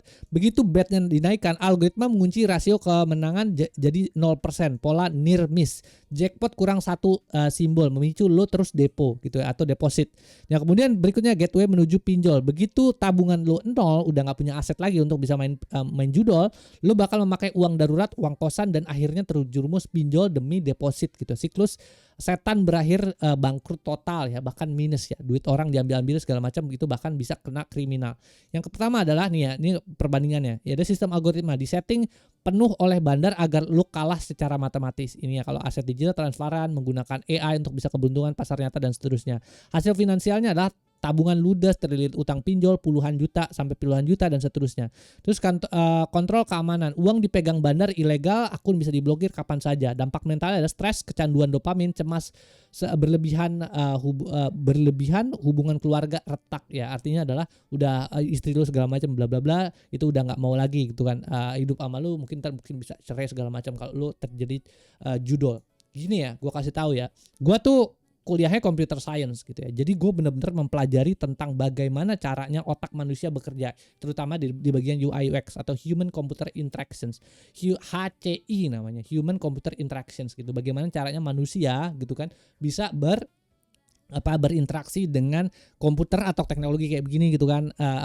Komputer itu gue benar-benar pelajarin. Nah turunannya dari HCI atau Human Computer Interactions ini ada ya materi atau suatu pengetahuan baru, suatu konsep atau teori ya, namanya sebut adalah persuasif teknologi gitu ya. Itu gue pernah bahas di dalam satu video gue juga tentang masalah persuasif teknologi. Itu bukunya setebel nih gini ya, ini bukunya setebel gini nih, dua gini nih, ini setebel gini lah. Dua buku ini gabung jadi satu, itu bukunya setebal itu. Gua baca ya untuk bisa gue memahami tentang kenapa sih orang bisa kecanduan terhadap sesuatu, terutama ya yang berhubungan dengan teknologi. Kenapa, bagaimana caranya, itu gue pelajarin ya dari satu buku. Nah judol itu ya, kalau lu beneran pemain judol, gua akan kasih tahu ya bagaimana caranya mereka bisa memanipulasi kepala lu ya. Yang pertama, pada saat lu main judol itu semuanya ya itu ada animasinya, entah animasi spinning ya, muter thread segala macam, tiba-tiba ada kayak animasi soal pop up keluar gitu, entah keluar naga lah, keluar apa, bodo amat. Gue kan nggak pernah main judul ya, gue nggak pernah main judi gitu kan.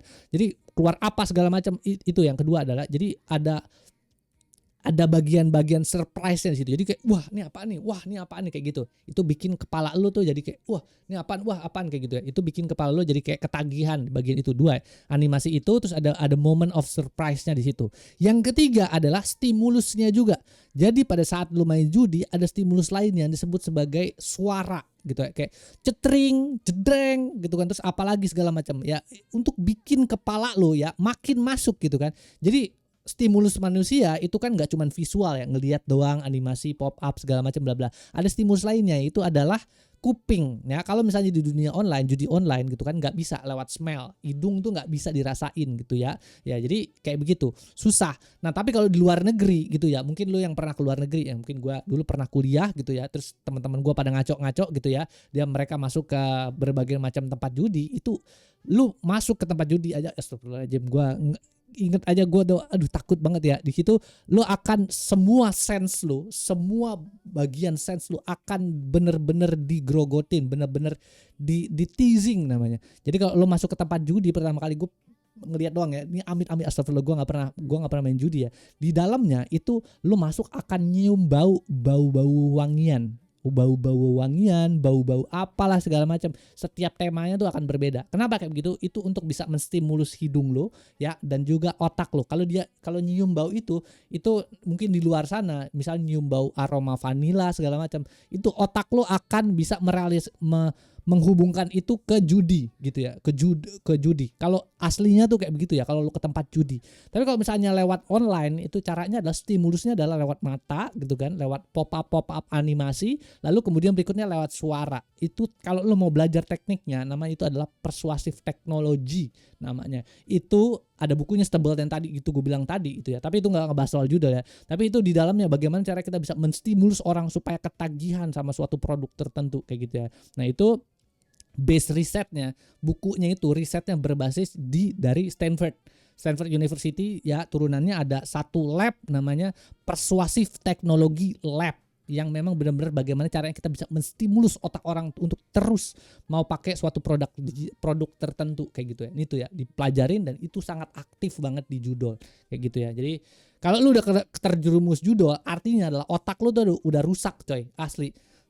Kebiasaan lu tuh udah rusak parah gitu kan. Jadi gue belajarin dan itu benar-benar sangat susah buat keluar dari situ karena stimulusnya luar biasa ya. Ibaratnya kayak ini bagian otak lo ya, bagian 3/4 otak lo atau 3/5 otak lo tuh udah terstimulus sama bagian-bagian judi online. Dan itu akan sangat susah buat ngilanginnya.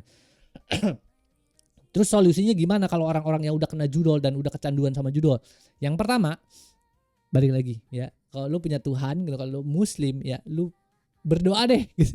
Ya gue gak bisa kasih solusi apapun gitu karena itu berhubungan sama isi kepala lo gitu kan, gak bisa diapa-apain lagi gitu. Yang pertama adalah berdoa ya, lu ngaji deh ya, lu nonton kalau lu Muslim gitu ya, lu tonton ya Adi Hidayat, lu tonton deh apa-apa segala macam ya, lu cari caranya gimana caranya supaya lu bisa mendekat lagi gitu kan ke Tuhan, supaya bisa otak lu tuh bisa jadi bener lagi gitu kan ya. Itu yang pertama ya, berdoa.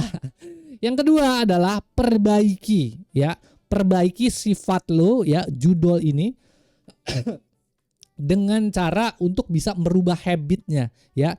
Jadi otak lo ini kan udah hancur nih, di dalamnya kan udah rusak semua ini kan, untuk ketagihan banget sama yang namanya judi gitu kan, udah judi segala macam, udah rusak semua. Caranya yang paling menurut gua cara paling cepat untuk bisa merubah itu semua bukan dengan cara stop semuanya, lu nggak boleh ngapa-ngapain semuanya terus abis itu lu nggak ngapa-ngapain, enggak. Ya, ini gue kasih tahu ya triknya loh. Kalau lu udah kejebur di situ, udah hancur masuk ke situ. Ini ada bukunya lagi, namanya ini ya. Nih, The Power of Habit, Charles Duhigg ya. Ini gue baca bukunya di sini ya. Ini intinya adalah bagaimana suatu sifat apa kebiasaan seseorang itu bisa muncul ya. Ada frameworknya di sini ya. Ini dibahas di sini. Tapi gue akan ngebahas secara detail ya tentang buku ini isinya apaan segala macam. Lu akan bosen dengerin gue gitu kan. Nah tapi intinya di dalam buku ini ada namanya adalah CRR ya, Q, rutin dan reward. Gini, kalau orang yang main judi dia akan ngelihat tadi sense-nya. Ingetin ya yang tadi gue bilang ya, judi ya. Kalau lu mau berhenti judi, gue kasih tahu caranya. Ya, kalau lu ngelihat visual tertentu kayak animasi pop up segala macam, tiba-tiba lu inget judi segala macam, itu disebut cue ya. Ya, entah itu mata, animasi gitu, gerakan-gerakan, warna, itu cue namanya. Jadi lu ngelihat sesuatu jadi akan inget sesuatu, itu namanya cue-nya. Oh, cue-nya ke sana. Lu menghirup sesuatu, oh di sana gitu kan. Itu caranya ya. Jadi sense lu harus sadar, oh kalau ini gue mulai inget nih segala macam, itu cue-nya kayak gitu. Yang kedua adalah rutin. Ketika lo ngelihat warna ini, ketika lo ngelihat animasi ini, lo akan teringat apa, lalu lo akan melakukan apa. Misal contohnya di sini, cue-nya adalah gigi yang agak-agak nggak enak nih segala macam. Gue belum gosok gigi. Oh berarti mulut gue agak nggak enak nih. Oh berarti kalau misalnya mulut gue agak nggak enak, ada selipan-selipan apa, caranya adalah gue harus gosok gigi ya. Itu kayak biasanya kayak gitu ya. Jadi kita ada suatu peristiwa tertentu lalu kita ingat harus melakukan apa kayak gitu ya. Kalau lu tadi misalnya lu ngelihat suatu animasi tertentu terus abis itu lu inget mau main judi online kayak gitu ya, itu disebut dengan rutin. Abis itu berikutnya reward. Yang lu dapatkan adalah dopamin. Pada saat lu ngelihat warna itu, lalu kemudian lu bermain judi, misalnya judi online, lalu kemudian lu dapat rewardnya. Rewardnya adalah kesenangan lu gitu ya. Nah kayak gitu. Nah caranya untuk bisa stop ya, bukan berarti lu harus berhenti gitu langsung jebret gitu, enggak. Tapi lu flip kepala lu, cara bekerja lu nih based on buku ini nih ya, based on buku ini itu lu flip caranya.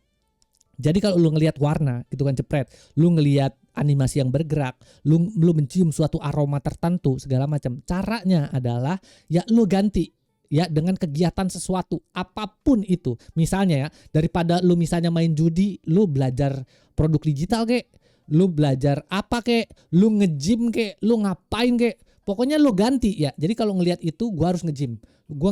Ini gua harus ngapain? Gua harus ngapain. Jadi cara ngeflipnya tuh kayak gitu ya. Supaya lu otak lu tuh nggak ini. Karena kalau lu total di ini, lu di kerangkeng, diikat gitu ya. Lu tetep aja akan kepengen terus.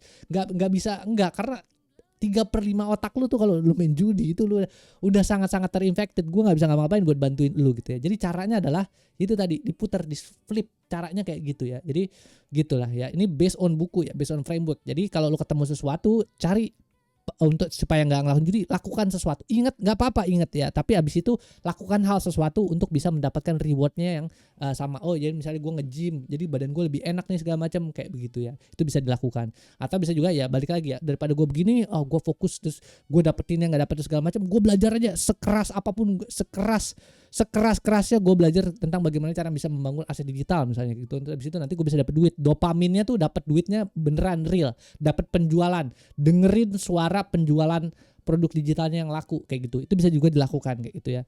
Nah, berikutnya di sini ya, peringatan bandar.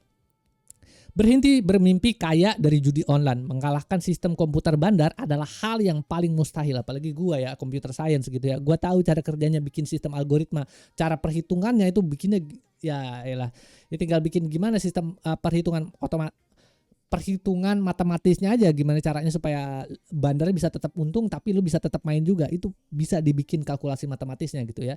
Jadi itu sangat mustahil kalau lu mau ngalahin bandar. Jadi alihkan energi obsesif lo untuk bisa membangun bisnis yang real, yang cuannya nyata. Misalnya mau bangun bisnis aset digital segala macam kayak gitu, atau at least lu bisa lebih sehat lah, buat nge-gym lah segala macam, olahraga segala macam kayak gitu, untuk bisa bikin lu jadi ketergantungan lo atau keranjingan lo tuh bisa hilang kayak gitu ya. Jadi itu kalau teman-teman punya kecemasan yang ini, yang ada kecemasan tentang judo, teman-teman bisa melakukan itu.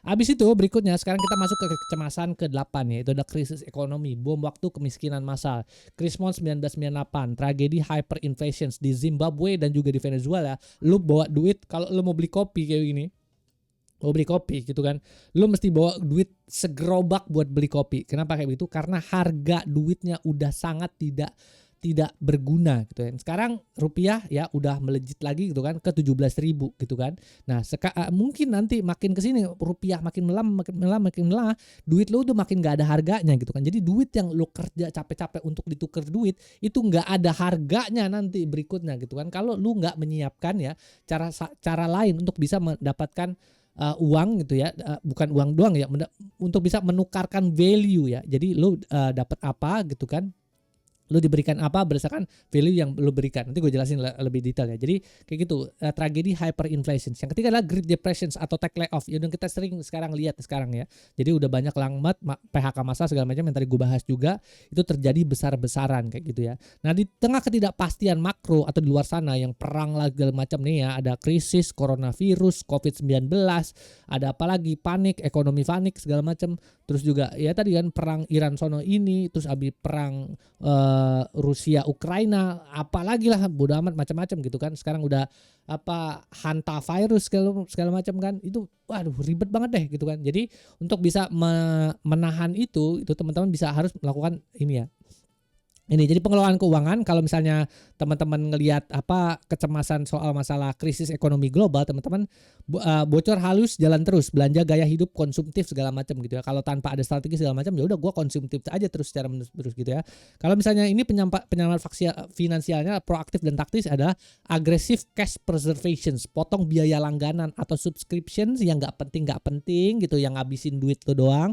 Potong, cut off ya, supaya lu bisa punya dana cadangan di era yang tidak certain seperti ini. Yang kedua adalah teman-teman harus punya dana darurat. Ada satu buku lagi namanya adalah Dave Ramsey, lupa gue bukunya apa kan ya, lupa gue judulnya apa. Dave Ramsey itu dia ngajarin ada 7 langkah bagaimana caranya supaya kita, bukan 7 langkah, gue lupa lagi ya langkahnya berapa. Pokoknya sebutannya adalah baby steps. Bagaimana caranya kita untuk bisa mengatur gitu ya keuangan kita supaya kita bisa wealthy atau kaya gitu ya. Bukunya namanya bukunya Dave Ramsey kayak gitu. Nah, salah satunya adalah di dalam stepnya itu adalah bagaimana cara kita untuk punya dana darurat ya. Pertama adalah $1,000 pertama itu kalau benar-benar darurat banget. Yang kedua adalah kita punya 6 bulan ya keuangan secara pengeluaran kita selama 6 bulan kita harus punya, itu disebut sebagai dana darurat kayak gitu. Habis itu berikutnya adalah struktur pendapatan, hanya mengandalkan satu slip gaji doang.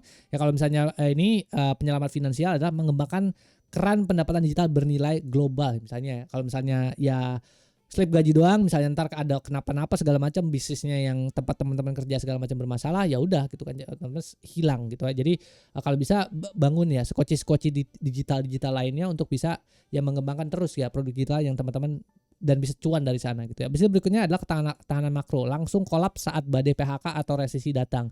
Tapi kalau misalnya ini teman-teman tetap tenang karena dapur disokong oleh skoci pasif. Sebenarnya lebih ke arah bagaimana caranya bisa mengatur keuangan pribadi sih gitu ya. Jadi ya kalau dihantam sama apapun, kalau teman-teman itu udah punya siap benteng ya, ibaratnya kayak dana daruratnya segala macam, itu akan sangat berharga buat teman-teman untuk bisa hidup kayak gitu ya. Nah ini ya, ini sebenarnya udah gue bahas juga di dalam materi gue ini, itu adalah bagaimana caranya bisa membangun kekayaan panduan investasi gitu ya, namanya adalah BIP juga atau budget investment portfolio gitu ya di sini. Nah itu sebenarnya juga ada juga video gue sih ya yang ngejelasin tentang bagaimana caranya untuk bisa mengatur subscription space. Itu udah ada sih di sini materi yang ini ya, krisis ekonomi, bom waktu, kemiskinan massal. Jadi bagaimana sih caranya kita bisa mengatur subscriptions kita atau biaya berlangganan kita yang nggak penting di cut off, itu gimana caranya, itu semua udah gue bahas di dalam materi yang ada di sini, krisis ekonomi, bom waktu, kemiskinan massal gitu ya. Tapi ya salah satunya adalah kalau teman-teman gitu ya untuk bisa mempersiapkan untuk misalnya ada krisis ekonomi berikutnya, caranya adalah ya ini bikin investasi dana darurat, terus juga cut off ke pengeluaran yang tidak berguna segala macam itu ya, dengan cara seperti itu. Lalu yang ketiga juga ya adalah mengembangkan produk digital lagi gitu kan, mengembangkan aset digital. Aset itu nggak mesti digital sebenarnya, tapi menurut gue yang paling gampang, balik lagi, yang paling gampang adalah dengan mengembangkan aset digital gitu teman-teman ya. Belajar lah ya bangun aset digital segala macam, nanti habis itu bisa cuan dari sana gitu. Terus habis itu berikutnya di sini ya ada preservasi uang tunai secara agresif dan matikan semua kebocoran halus finansial lo dari langganan bulanan yang tidak berguna. Jadi kan krisis sebagai momen meluncurkan sekoci teman-teman gitu ya, atau lifeboat teman-teman lah ya, kalau misalnya ada krisis segala macam teman-teman udah siap kayak gitu. Habis itu berikutnya sekarang kita masuk lagi ke dalam materi berikutnya adalah kecemasan ke-9, skandal korupsi rakyat makan batu, pejabat makan MBG. Nah, MBG di sini by the way gue bukan bilang makan bergizi artis ya, tapi Mas Bahlil ganteng. Ya, jadi my little bolu ketan. Kayak gitu ya. Jadi intinya adalah skandal korupsi pemerintah dan juga ya krisis kemiskinan juga yang orang makin susah kerja lah segala macam bla bla bla kayak gitu ya. Itu yang terjadi di Indonesia. Nah, ini ya. Jadi penjelasannya adalah pernah merasa hidup di negara seperti menonton komedi satir? Nah, welcome to Indonesia. Lo bangun pagi, buta, kerja lembur bagai kuda, slip gaji dipotong pajak, belanja kena PPN gitu ya. Tapi apaan yang lo dapet dari pemerintah? Yang pertama adalah pesta pora sultan, oknum pejabat, beli mobil Rubicon, beli mobil Marwah gitu kan, 8,5 miliar. Terus dan seterusnya ya, beli bangku pijat ratusan juta dan seterusnya ya. Pesta pora oknum pejabat. Oknum ya, gua nggak bilang nggak semua pejabat gitu ya. Kalau Om Bahlil gitu kan, itu mah keren ya, dia mah nggak kayak gitu ya. Itu yang pertama. Yang kedua adalah rakyat dapat ampasnya doang gitu. BPJS antrinya panjang, jalanan bolong, rusak, molor, dan juga harga sembakonya melonjak liar luar biasa. Jadi sangat-sangat sulit hidup sebagai rakyat jelata kita seperti kita. Terus habis itu sekte MBG juga, Mas Bahlil ganteng. Balik lagi gua ngomongin MBG ya, jadi buzzer jangan serang gua. Ini gua ngomongin Mas Bahlil ganteng MBG. Representasi pejabat ring 1 yang selalu terlihat makmur. Ini juga gua ngomongin oknum pejabat ya, bukan Mas Bahlil secara spesifik gitu ya. Nah, yang berkarisma, glowing, dan tak tersentuh di depan kamera, sementara jutaan rakyat gigit jari mikirin besok hari itu kita makan apa, kita hidupnya seperti apa. Jadi kayak gitu-gitulah. Habis itu menunggu bantuan pemerintah atau kajayun presiden baru untuk bisa membuatmu sejahtera adalah kesia-siaan terbesar ya. Sistem dirancang agar lo patuh bekerja dan membayar pajak, bukan untuk bisa membebaskan diri lo secara finansial gitu ya. Jadi kalau teman-teman ngelihat berita-berita politik lah, ntar ada korupsi lagi lah, apalah, pejabat pesta pora lah, ya udah ya, lebih baik daripada fokus ya ngurusin pejabat yang gak kelar-kelar hidup lo, bangun bisnis digital lo, bangun aset digital lo gitu ya, supaya lo hidupnya bisa jadi lebih tentram ke depannya gitu kan. Percuma lo ngomongin pejabat juga gak peduli sama lo kan, ngapain diomongin, udah ya langsung aja fokus ya ke bagian yang paling penting dalam hidup lo, itu adalah survive. Gimana caranya lu bisa hidup ya, lu bisa survive nih di dalam dunia ini gitu kan, biar lu nggak meninggal gitu kan. Gimana caranya? Itu bangun aset gitu caranya, kayak gitu ya. Habis itu berikutnya di sini pertama dari sisi kesejahteraan, pejabat sekte MBG Mas Bahlil ganteng, balik lagi oknum-oknum lah ya. Nah ini glowing makin makmur, jaminan kesehatan VIP penuh gitu kan, tas-tasnya makin mahal, Hermes lah segala macam bla bla bla, mobil dinasnya makin melejit lagi 12M mungkin besok mereka beli ya. Sedangkan kita keringatnya dingin, lihat saldo ATM kita sisanya cuma Rp20.000 gitu ya. Udah nggak ada lagi, sisanya habis gitu kan, tinggal 20.000, bingung nih 20.000 aja mau makan apa kita bingung gitu kan. Itu. Habis itu berikutnya yang kedua adalah akses dan regulasi, memiliki akses ring satu dan kekuasaan aturan. Jadi ya kayak gitulah, mereka bisa bikin aturan-aturan sebebas-bebasnya yang mereka mau. Yang ketiga ada kedaulatan finansial, diperkaya oleh sistem proteksi kekuasaan gitu ya. Kita nggak bisa nyentuh ya, tonjok pejabat, nggak bisa lah gitu kan, ada penjaganya mereka gitu. Itu yang ketiga. Yang keempat adalah dukungan AI ya, menggunakan AI untuk pencitraan atau efisiensi birokratis gitu ya, juga biasanya kayak gini kan. Jadi sekarang udah zaman AI gitu, mereka punya lebih banyak duit, akhirnya mereka bisa menggunakan ya berbagai macam teknologi yang harganya ekspensif dan mahal-mahal untuk bisa ya melakukan mindset shifting rakyat, yang apalagi yang uh, di bawah gitu ya, untuk bisa dapetin dukungan segala macam dan seterusnya gitu. Balik lagi ya.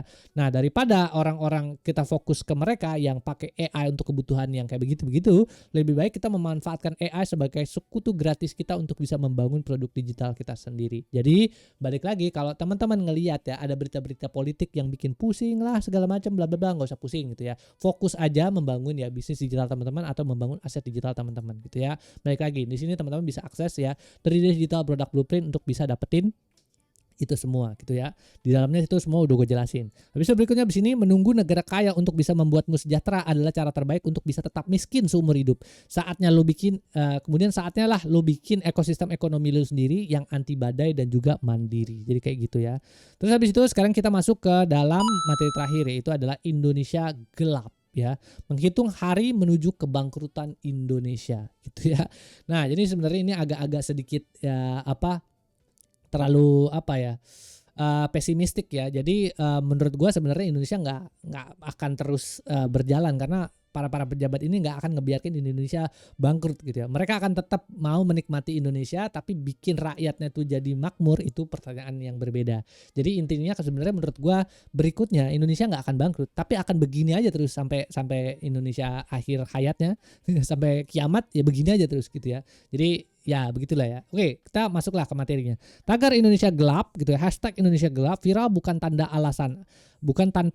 Ada kecemasan sistemis yang mendalam tentang masa depan anak muda yang digadangkan oleh ketidakpastian tata kelola negara yang parah gitu ya. Balik lagi tadi kan ya, Indonesia tidak akan gitu kan, menurut gua nggak akan dibikin bangkrut, tapi akan tetap stay begini, karena supaya balik lagi ya pejabat-pejabatnya tenang. Balik lagi, gua ngomongin pejabat semua pejabat ya, gua ngomongin pejabat-pejabat atau oknum-oknum pejabat gitu ya, yang ya tadi itu yang aneh-aneh, yang korupsi segala macam kayak begitu-begitu. Oke, biar aman. Oke, terus lanjut. Jadi pajak kreatif versus korupsi fantastis ini juga ya, pas lagi hashtag ini muncul pertama kali itu ada isu kenaikan ya PPN gitu ya, pajak pendapatan nilai itu sekitar bisa mau naik ke 12% ya, akan meningkat 1% gitu ya, untuk bisa menutupi defisit kalau nggak salah. Jadi kayak gitu ya, itu akan sangat-sangat memberatkan sebenarnya. Itu yang pertama. Yang kedua adalah ketidakpastian hukum di Indonesia bagaikan pisau dapur, sangat tajam ke bawah dan tumpul ke atas ya. Coba aja kalau misalnya oligarki yang buat masalah, nggak bakalan itu disentuh sama hukum kan. Coba kalau kita ya rakyat jelata seperti kita ini salah ngomong dikit aja gitu kan, terus abis itu apa segala macam ya, nggak ngedukung apa segala macam, itu akan cepetan ya lu di penjara lah segala macam gitu, lu akan kehilangan aset lu, bisnis lu hilang segala macam. Makanya kalau bisa udahlah jangan macam-macam gitu ya, udah fokus aja bangun aset digital yang yang penyakit ini gitu kan, ya udah biarin aja gitu kan, lu mau kayak gimana kan segala macam bebas aja gitu ya, yang penting lu tetap mengedukasi, lu tidak membuat masalah segala macam ya. Kalau lu memang dari sisi finansial lu udah cukup, lu udah kuat ya, lu mau bantuin orang-orang supaya bikin sistemnya jadi lebih bagus ya oke lah ya. Tapi kalau lu belum kuat, belum bisa berdiri sendiri, lu udah sok-sokan mau bantuin orang, aduh ya kayaknya lu itu belum waktunya deh lu melakukan itu ya. Habis itu penyimpetan locker, hilangnya rasa aman, tadi gue udah bahas ya soal masalah PHK segala macam bla bla bla, mungkin gue akan skip bagian ini. Habis itu kita di sini ada perbandingan lagi untuk tabel kecemasan yang di sini atau Indonesia gelap. Itu yang pertama adalah sumber pemasukannya. Kalau berharap pasrah pada sistem, ya udah nungguin presidennya ganti gitu kan untuk bisa benerin sistemnya, itu akan susah. Hanya mengandalkan satu slip gaji kantor yang serentan. Tadi gue udah bahas ya. Daya tahan PPN 12%. Ini makin lama pertumbuhan PPN juga akan makin meningkat ya.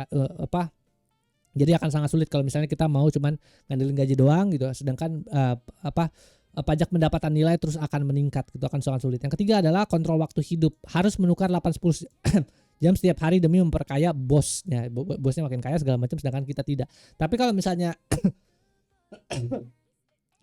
ada satu perusahaan yang misalnya benar-benar fair kayak segala macam, lu di treatment secara bagus, terus juga lu lu ada potensi untuk bisa bareng gitu sebagai partner, lu bisa berkembang di dalam perusahaan tersebut. Menurut gua di zaman yang serba ketidakpastian saat ini ya, buat gue pribadi ya, di tempat kantor gue sekarang sebenarnya gue udah enak-enak banget sih orang-orangnya itu ya. Terus juga ada potensi untuk juga bisa berkembang sebagai ya partner segala macam. Itu buat gue pribadi ya, gue sangat males pindah-pindah kayak gitu kan. Jadi teman-teman yang kalau ada menemukan tempat kerja yang seperti itu ya udah nikmatin aja. Artinya adalah lo orang yang beruntung gitu ya. Karena di luar sana banyak banget komparasinya ya.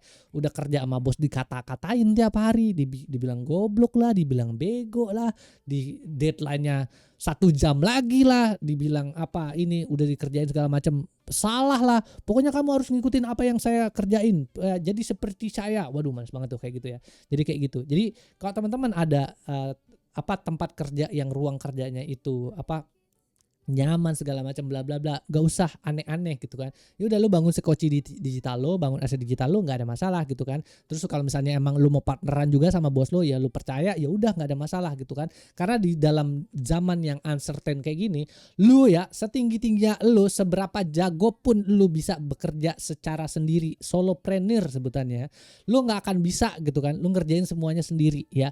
Harus butuh orang marketing, harus butuh orang ya manajemen, harus butuh orang IT, harus butuh orang apaan, sejago apapun AI ke depannya itu juga nggak akan bisa ya kalau misalnya nggak ada kontrol dari sisi manusia. Balik lagi ya, kalau lu udah menemukan tempat kerja yang tepat, kalau lu udah menemukan tempat yang dimana lu bisa berpartner segala macam, lu bisa survive bareng-bareng sama temen lu, sama bos lu segala macam, jangan ditinggalin ya. Jadikan mereka sebagai tempat kita untuk bisa berakselerasi di dunia yang tidak pasti ini ya. Bangun aset digital kalau bisa ya bareng-bareng sama mereka gitu kan. Ya gimana cara nih kita bisa bangun aset digital bareng-bareng supaya kita bisa survive bareng-bareng kayak gitu kan. Jadi lu nggak perlu lagi bangun dari nol lagi. Temen banget sih bangun dari nol sampai ini. Kalau misalnya bisa udah ada ya existing, ya udah kita kembangkan aja yang udah ada kayak gitu ya. Tipsnya buat temen-temen nih gitu kan yang sok-sokan gitu kan, yang mau bangun dari nol, kalau misalnya memang udah ada gitu ya udah kembangin aja yang udah ada kayak gitu. Habis itu berikutnya di sini ketergantungan hidup, sangat tergantung kepada kebijakan atasan regulasi sepihak. Baik lagi ini masalah bos gitu kan. Kalau bosnya aneh nyebelin ya udah lakukan sesuka lu. Tapi kalau bosnya ini bagus gitu ya udah coba lu untuk bisa ikutin, terus juga gimana nih caranya bisa berkembang bareng sama bos lu tuh. Bisa aliansi kecerdasan ya, memanfaatkan AI hanya untuk bisa menyenangkan atasan kantor. Nah kalau lu isi menggunakan AI sebagai karyawan gratis pelipat ganda cuan, gimana caranya supaya bisa lu berlipat-lipat terus penghasilan lu gitu. Nah habis itu berikutnya di sini ya ini ya masih sama ya, caranya adalah untuk lu bisa mengelola keuangan lagi. Ini namanya BIP ya. Kalau udah sampai sini itu kan gerakan Indonesia gelap seperti ini, lu udah tahu kan seberapa mengerikannya Indonesia ke depannya. Caranya adalah ya lu bangun aset sebanyak-banyaknya. Asetnya tuh dalam bentuk apa? Entah itu dalam bentuk aset fisik, dalam bentuk aset digital segala macam bla bla bla. Itu teman-teman bisa semua pelajarin ya. Di sini udah gua ajarin ya. Namanya adalah BIP, Budget Investment and Portfolio. Gimana caranya sih kita bisa ngatur gitu ya aset-aset digital. Aset-aset kita nggak cuma digital dan juga fisik juga untuk bisa nanti survive di dalam dunia berikutnya. Kalau ada ancaman segala macam, ada krisis lagi segala macam, kita bisa survive kayak gitu. Nah di sini ada peta kedaulatan ya. Jadi saat sistem di luar gelap gulita, jadilah cahaya finansialmu sendiri yang mandiri ya. Mengeluh di sosial media tidak akan bisa menambah saldo rekening lo.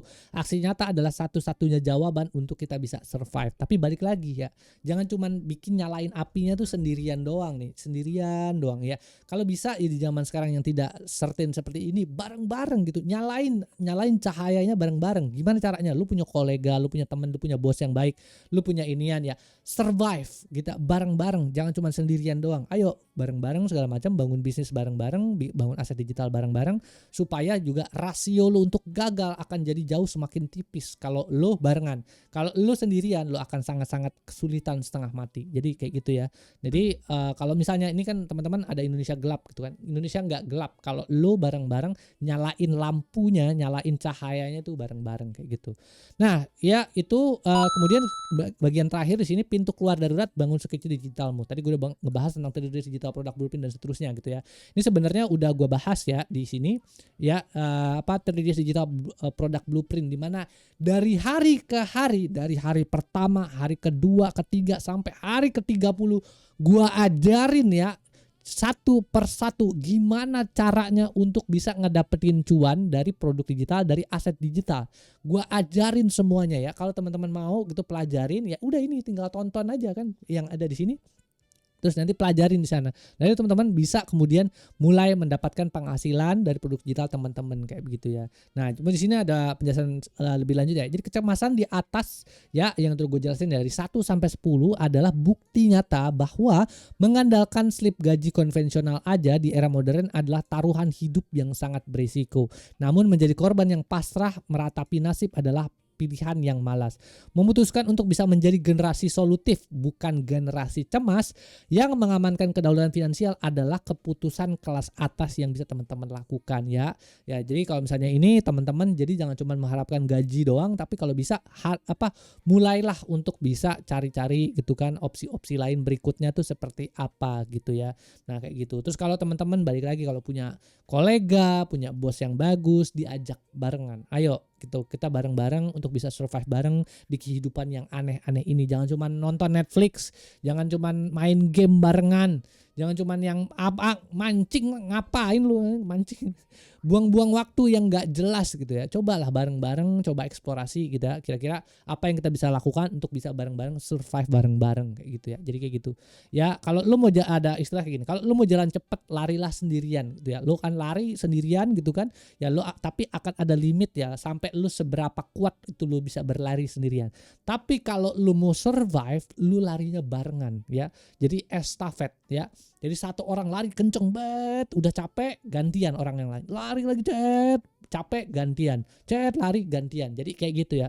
Jadi kalau misalnya lu berbarengan tadi gitu ya, lu akan bisa lebih survive berikutnya ya. Cara balik lagi berikutnya, kalau misalnya ini carilah orang-orang atau lingkungan-lingkungan yang kemudian mendukung lo untuk bisa jadi lebih sukses bareng-bareng. Cari teman-teman yang kemudian mau produktif segala macam ya, cari gitu ya, bareng-bareng lah. Nanti kalian bisa kalian bisa sukses bareng-bareng kayak gitu. Itu beberapa ya yang bisa gue sampaikan di video kali ini soal generasi cemas gitu ya. Harapannya adalah, ini gue ngomong panjang banget gitu ya. Harapan adalah ya teman-teman kalau punya ya kecemasan-kecemasan yang tadi gue sebutin tadi, itu udah nggak cemas lagi karena udah mulai menemukan solusi-solusinya, udah mulai menemukan titik-titik temunya bagaimana caranya teman-teman untuk bisa solving masalah atau problem teman-teman. Yang gua nggak cuman kasih berdasarkan cuman omongan doang ya, tapi gua kasih berdasarkan teori. Misalnya gua kasih lihat nih bukunya segala macam nih, ada bukunya generasi juga nih, terus juga The Power of Habit nih juga bukunya nih gua kasih lihat kan itu. Jadi gua nggak ngomong cuman sekedar doang konsep doang, tapi benar-benar teori yang udah ada nyata, jadi gue kasih lihat contoh-contoh nyatanya gitu. Jadi teman-teman gak usah takut lagi, ayo bareng-bareng kita bisa mengembangkan aset digital bareng untuk bisa sukses bareng-bareng kayak gitu ya. Sip, paling itu aja yang bisa gue sampaikan di video kali ini. Mudah-mudahan balik lagi, mudah-mudahan video ini bermanfaat dan bisa ngebantu yang teman-teman masih punya kecemasan dan punya problem yang sedang tadi gue sebutkan. Kalau suka sama videonya atau teman-teman punya teman yang punya problem yang gue sebutin dari 10 kecemasan tadi ya, tolong bantu share juga video ini supaya mereka bisa dapat ambil manfaatnya. Jangan lupa bantu like sama komen juga supaya video ini gitu bisa dilihat lagi sama lebih banyak orang. Terus kalau teman-teman masih mau ngobrol juga sama gue, di situ ada website gue juga di aumsno.com, mau ngobrol bisa lewat sana ya. Thanks sudah nonton. Oke, bye.